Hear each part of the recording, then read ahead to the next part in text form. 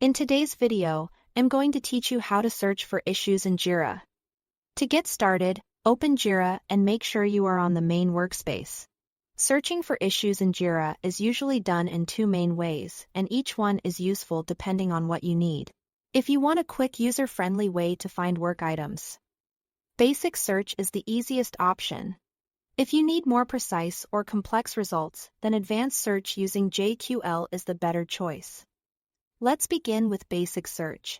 From the left-hand side of Jira, open Filters, then select Search Work Items or Issues.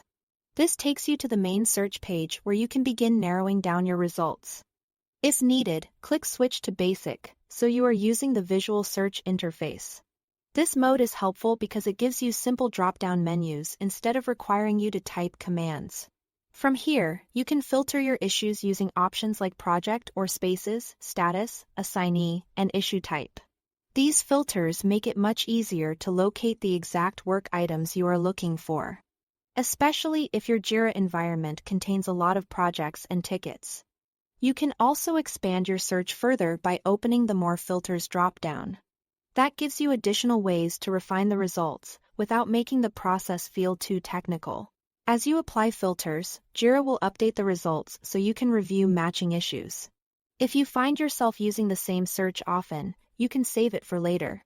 That's a great time saver, especially for recurring reports, personal task tracking, or team workflows. Now let's look at advanced search.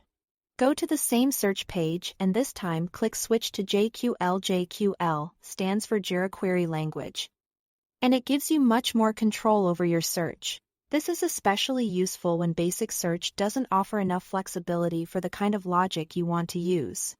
In the JQL search field, you can type a custom query, such as project equals a project key.